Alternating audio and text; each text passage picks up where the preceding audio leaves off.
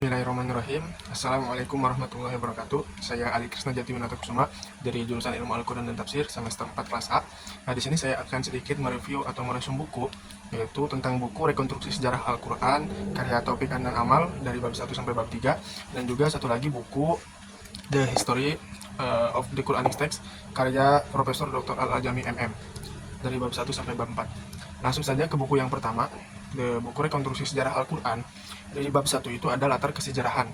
Nah, latar kesejarahan ini ada beberapa subbab. Yang pertama ada situasi politik, ada kehidupan di Jazirah Arab, ada suasana keagamaan, dan juga ada kehidupan Nabi Muhammad SAW. Yang pertama ada situasi politik. Situasi politik di Jazirah Arab terletak tentunya Jazirah Arab itu terletak sangat terisolasi baik daratan maupun lautannya gitu kan. Karena sering terjadinya peperangan antara suku yang berlangsung dalam skala besar, walaupun merupakan kawasan yang kecil, namun memiliki posisi cukup penting dalam ajang perebutan kekuasaan politik di Timur Tengah. Nah, yang ketika itu didominasi oleh Bizantium dan Persia. Ada kehidupan di Jazirah Arab, kota Mekah yang sangat bergantung pada perniagaan, kehidupan ekonominya yang khas gitu kan, dengan ciri yang khas akan perdagangannya di bidang perniagaan gitu kan. Sosial Arabia sebelum Islam dan awal masuk Islam adalah kesukuan gitu kan. Adapun sisi lain dari kehidupan di Jazirah Arab adalah pertanian. Ada suasana keagamaan. Di buku ini dijelaskan bahwa oase-oase sekitar Madinah seperti Taima, Fadak, Khaybar, dan Wadi Al-Qura, serta Yaman terdapat sebuah pemukiman Yahudi. Berbeda dengan kaum Yahudi, orang-orang Kristen di Madinah, orang-orang Kristen di Arabia mempunyai posisi yang tidak sangat baik gitu kan. Ditinjau dari segi kohesi dan juga difusinya. Ada di 3 tempat gitu kan disebutkan dalam Al-Quran, bahwa ada pemeluk agama lainnya, yaitu ada Sabi'un dan juga ahli kitab gitu kan, karena disebutkan juga bahwa ada agama Majusi juga di Al-Quran. Nah, yang keempat itu ada kehidupan Nabi Muhammad SAW. Kita ketahui bahwa Nabi Muhammad SAW dilahirkan di kota Mekah sekitar tahun 570 Masehi di tengah-tengah Bani Hashim dari suku Quraisy gitu kan. Ayahnya bernama Abdullah yang telah kita ketahui, dan beliau meninggal ketika Nabi Muhammad masih dalam 2 bulan usia kandungan. Ketika beliau mencapai, Nabi Muhammad berumur 6 tahun, beliau juga ditinggal wafat oleh ibunya, dan sekitar 8 tahun beliau juga ditinggal wafat oleh kakeknya, yang biasa kita disebut dengan Yaumul Hajan, Amul Hajan. Lalu di bab kedua ada asal-usul Al-Quran. Ada subbabnya dari pasi dan sinonim, ada sumber-sumber Al-Quran, dan ada wahyu ilahi dan nabi gitu. Nah, sebagian sarjana muslim menyatakan bahwa kata Al-Quran itu merupakan masdar dari fi'il madi, qoro'a gitu kan, yang bermakna bacaan atau juga yang dibaca, makru gitu. Nah, ada sebuah istilah lain dalam Al-Quran itu ada surat dan juga ada ayat, di mana surah merupakan nama yang digunakan untuk menunjukkan bab Al-Qurannya gitu kan, yang seluruhnya berjumlah 114, dan juga ada ayat dalam Al-Quran. Ada sebagian ulama yang mengatakan, pendapat jumhur ulama itu ada 6.236 ayat di dalam Al-Quran. Ada sumber-sumber Al-Quran. Tentu saja seluruh kaum muslimin pada umumnya bahwa Al-Quran itu bersumber dari Allah. Namun saat awal-awal wahyu atau Al-Quran itu turun, banyak sekali penentang gitu kan, dari kalangan masyarakat pada zaman dahulu. Ada yang mengatakan bahwa Al-Quran itu adalah roh jahat gitu kan, atau berasal dari setan gitu kan. Ada yang mengatakan seperti itu. Ada juga Al-Quran itu dimengada-ngada gitu kan oleh Nabi Muhammad. Ada juga yang mengatakan seperti itu. Akan tetapi secara jelas Al-Quran itu dinyatakan dalam ayatnya sendiri bahwa Al-Quran itu Tanzil dari Tuhan semesta alam gitu kan. Nah, selanjutnya ada banyak sekali problema atau masalah dalam pewahyuan Al-Quran lantaran berbagai kelemahan gitu kan. Maka sarjana muslim belakangan ini menyusun kronologi pewahyuan Al-Quran dengan menelaah secara kritis gaya bahasanya.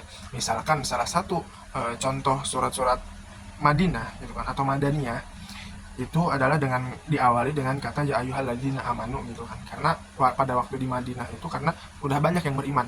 Dan juga misalkan salah satu contoh ayat-ayat Makkiyah atau ayat-ayat Mekah itu berawal kata ya ayyuhan nas gitu kan, karena pada saat di Mekah itu umat muslim itu belum tersebar luas gitu kan, belum banyak. Itu untuk buku dari Rekonstruksi Sejarah Al-Quran. Selanjutnya buku The History of the Quranic Text karya Profesor Dr. Al-Ajami MM. Langsung saja ke bagian bab awal gitu kan, tentang sejarah Islam di masa silam, ada Arab sebelum pra-Islam gitu kan. Nah, mengenai kondisi politiknya, kembali lagi kepada kondisi politik gitu kan. Semenanjung Arab menjadi bagian yang paling mudah dikenal di alam ini gitu kan, di dunia ini, karena letaknya yang mendekati persimpangan ketiga benua. Di sebelah barat dibatasi oleh Laut Merah, di timur dibatasi oleh Persia, di sebelah selatan dibatasi oleh Lautan Hindia dan juga Suriah gitu kan. Nah, mengenal dengan Arab gitu kan, atau asal usul di Mekah lah intinya, maka akan dengan kental ada kisah Nabi Ibrahim gitu kan. Dalam hal ini tidak dimaksudkan untuk memberi gambaran tentang kota Mekah sebelum Islam, hanya saja sekedar pendahuluan akan adanya hubungan nenek moyang anggota keluarga Nabi Muhammad sampai ke Nabi Ibrahim gitu kan. Nah, leluhur Nabi Muhammad ada Qusay gitu kan. Qusay sebagai penguasa Mekah.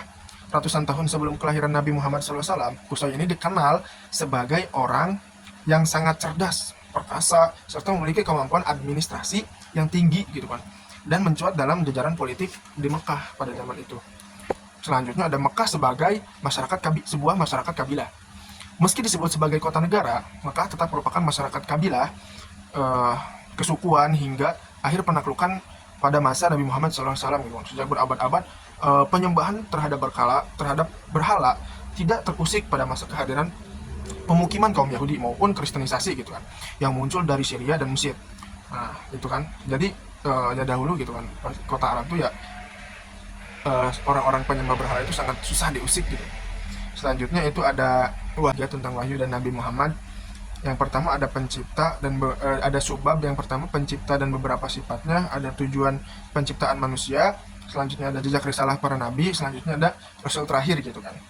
Nah, untuk pencipta dan beberapa sifatnya yaitu ya Allah Subhanahu wa taala gitu kan, terdapat dalam surat Al-Anfal ayat 102 yang bunyinya Dzalikumullahu rabbukum la ilaha illahu khaliqu kulli syai'in fa'buduhu wa huwa ala kulli syai'in wakil. Untuk tujuan penciptaan manusia itu terdapat di surat Az-Zariyat ayat 56, wa ma khalaqtul jinna wal insa liya'budun.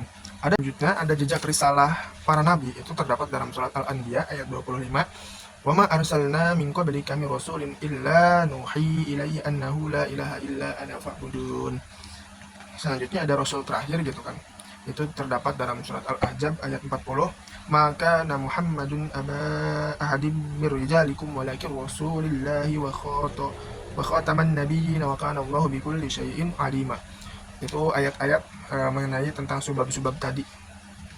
Selanjutnya ada pengajar Al-Qur'an gitu kan, bab 4 tentang pengajar Al-Qur'an. Nah, ayat yang pertama diturunkan atau diwahyukan oleh Allah Subhanahu wa taala kepada Nabi Muhammad melalui malaikat Jibril, yaitu tentang surat Al-Alaq ayat 1 sampai 5, yang dimana ayat ke-1 itu mengenai tentang Iqra gitu kan. Nah, maksud Iqra di sini penulis menyebutkan ayat itu memberi isyarat bukan tentang persoalan buta huruf, namun pentingnya pendidikan yang sehat bagi masyarakat mendatang gitu kan. Sebagaimana hadiah dari belajar mengajar, membaca Al-Qur'an, banyak sekali riwayat yang disebutkan sahabat tentang keutamaan gitu kan. Namun di sini saya akan menyebutkan tentang keutamaannya, yaitu dari Umar bin Khattab bahwasanya Nabi Muhammad SAW pernah bersabda, Allah meninggikan beberapa orang dan merendahkan orang lain di antara kita gitu kan. Nah, selanjutnya di zaman periode Mekah, yaitu ya Nabi Muhammad SAW sendiri merupakan guru-guru gitu kan, guru-guru dari sahabat, guru-guru dari orang-orang muslim pada saat itu, dan juga para sahabat juga menjadi guru-guru gitu kan untuk masyarakat yang lainnya. Di antara itu di zaman periode Mekah. Ada pula di zaman periode Madinah, Nabi Muhammad SAW masih menjadi guru gitu kan, menjadi guru Al-Quran sampainya di Madinah, karena setelah hijrah itu. Akan tetapi perbedaan mengajar di Mekah dan di Madinah ini itu karena di Madinah masyarakat Muslim itu sudah berkembang pesat gitu kan, maka akan ke daerah-daerah pelosok gitu kan, maka akan terjadinya perbedaan dialek gitu kan, perbedaan gaya bahasa antara suku satu dan suku yang lainnya, atau juga daerah satu dengan daerah yang lainnya. Maka Nabi Muhammad ini memberikan pelajaran kepada daerah satu itu dengan bahasanya mereka gitu kan, dengan bahasa yang di daerah satu, dan bahasa ke daerah B ya dengan ke daerah yang B gitu kan. Jadi beda-beda bahasa gitu kan, akan tetapi pembelajarannya tetap sama, yaitu Al-Quran gitu kan. Nah, mungkin itu saja yang bisa saya sampaikan tentang sedikit resume tentang buku Rekonstruksi Sejarah Al-Quran dan juga The History of the Quranic Text. Kurang lebihnya mohon dimaafkan. Assalamualaikum warahmatullahi wabarakatuh.